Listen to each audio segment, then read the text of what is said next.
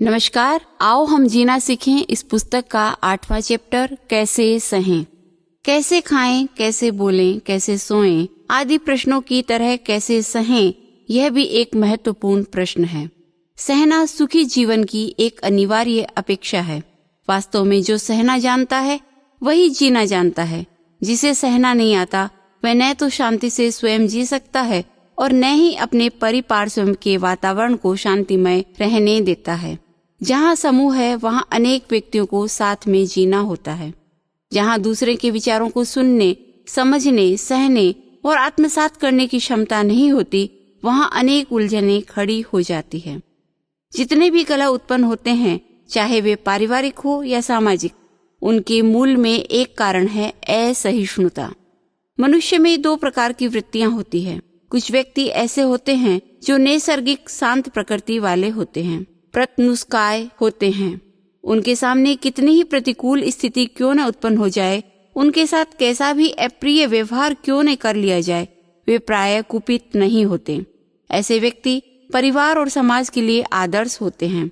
हर व्यक्ति उस आदर्श तक न भी पहुंच सके, पर अभ्यास और दृढ़ संकल्प के द्वारा व्यक्ति अपनी आदत को परिष्कृत और परिमार्जित कर सकता है। मनुष्य के पास शरीर है, वाणी है और मन है।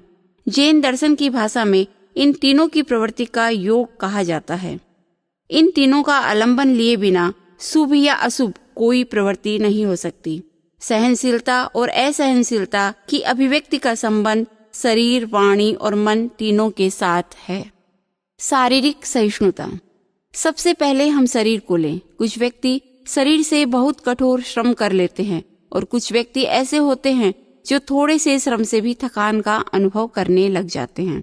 कुछ व्यक्ति 40-50 किलो वजन आसानी से उठा लेते हैं तो कुछ व्यक्तियों को 2 किलो वजन उठाने में भी सोचना पड़ता है।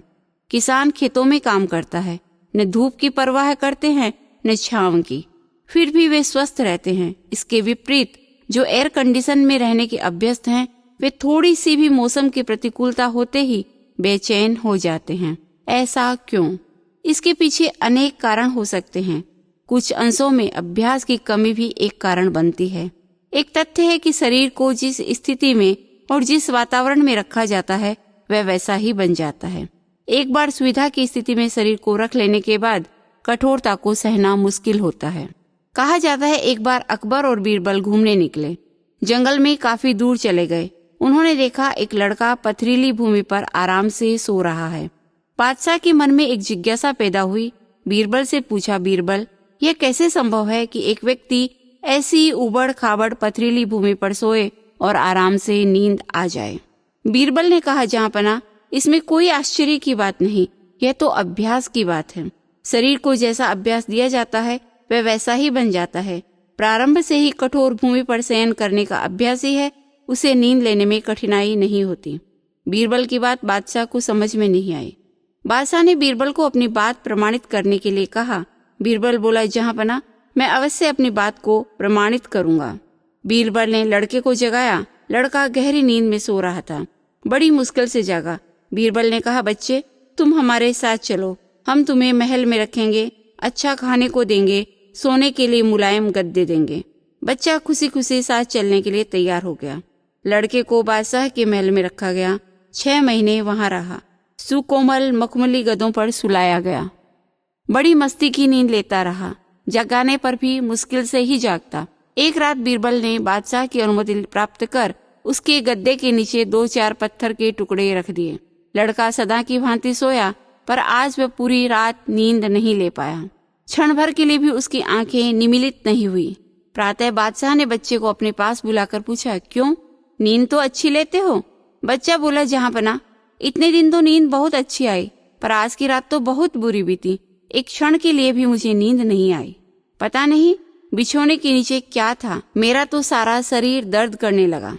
बीरबल ने कहा, महाराज, यह वही बालक है जो पत्थरों पर आराम से गहरी नींद लेने वाला था, किंतु आज गद्दे के नीचे थोड़े से पत्थर के टुकड़े रखे होने के कारण उसकी नींद हराम हो गई, क्योंकि इसे पहले कठोर भूमि पर सोने का अभ्यास था। 6 महीनों में यह अभ्यास टूट गया। अब थोड़ी सी भी प्रतिकूलता सहन नहीं कर सकता।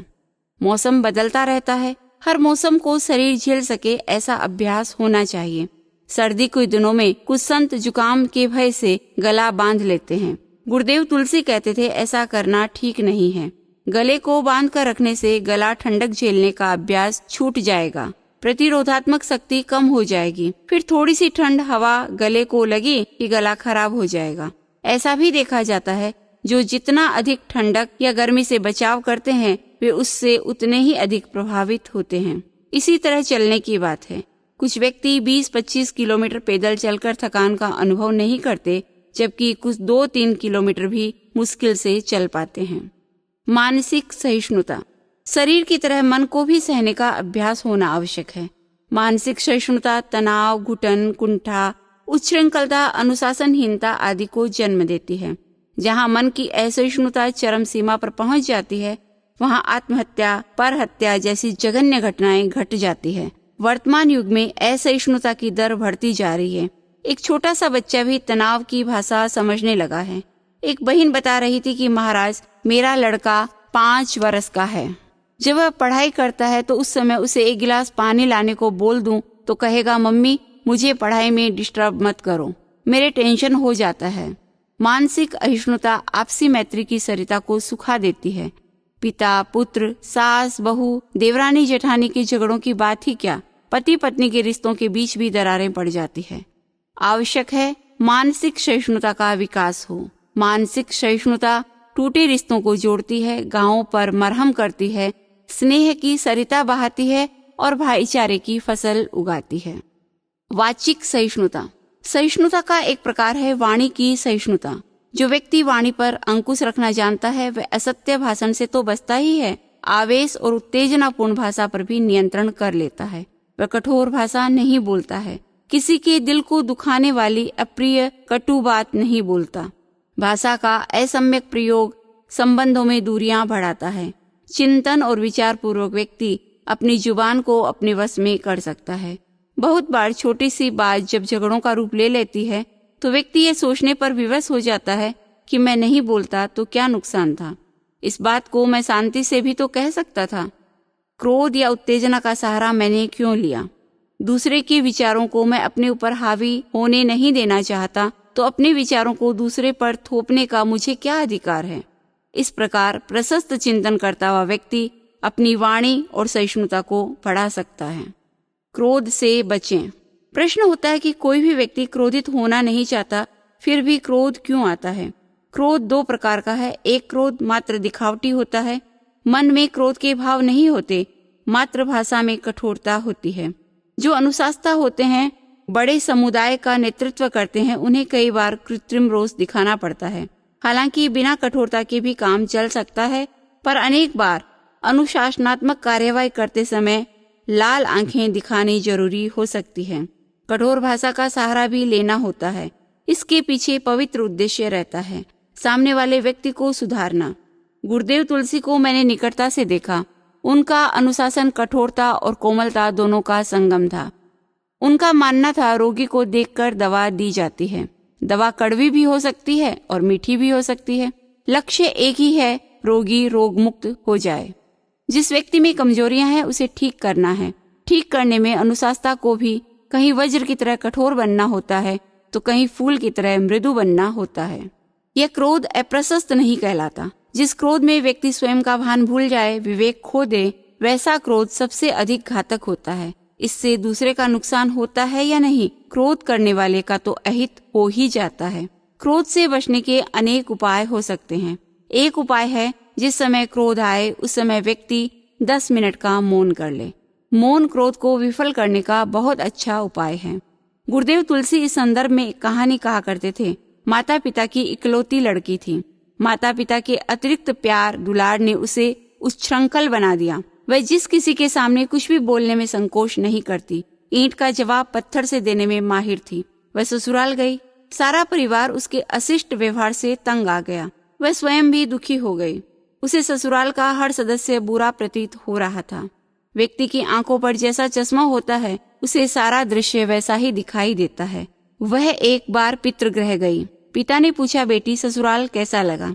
पिता के पूछते ही जैसे उसके धैर्य का बांध टूट गया। वह बोले, पिताजी क्या बताऊं, ससुर ग्रह तो नरक के समान है। सास ससुर आदि सभी राक्षसी वृत्ति के हैं। ऐसे ससुराल में भेजने से तो अच्छा था आप मुझे अंधकूप में धकेल देते। मैं ससुराल में पुनः पैर धरना नहीं चाहती। पिता अपनी बेटी के व्यवहार से अनभिज्ञ नहीं था। उसने कहा, बेटी तू चिंता मत कर, मैं तुम्हारे लिए एक ऐसी दवा लाया हूँ जिससे सारा परिवार तेरे वश में हो जाएगा, ससुराल स्वर्ग बन जाएगा।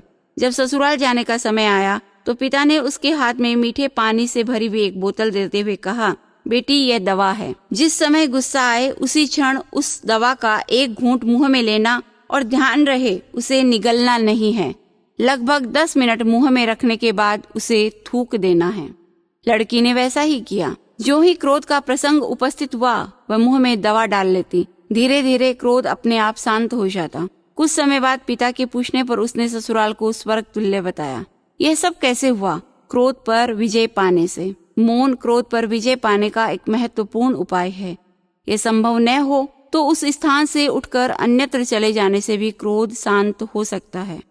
क्रोध आए उस समय श्वास दर्शन या श्वास संयम का भी बहुत बड़ा आलंबन बन सकता है। आदमी लंबा श्वास ले, लंबा श्वास छोड़े और साथ में सहिष्णुता की अनुप्रेक्षा करे तो यह प्रयोग क्रोध समन के साथ स्वस्थता एवं मानसिक एकाग्रता की दृष्टि से भी महत्वपूर्ण बन सकता है। इस प्रकार शरीर, मन और वचन, इन तीनों योगों को साध लिया जाए तो सहिष्णुता का गुण स्वतः विकसित हो जाएगा। सहिष्णुता का विकास आदमी की चेतना में शांति और आनंद का अवतरण करने वाला सिद्ध होगा। ये हमारा 8वां अध्याय था। अगला चैप्टर लेकर के हम पुनः उपस्थित होंगे।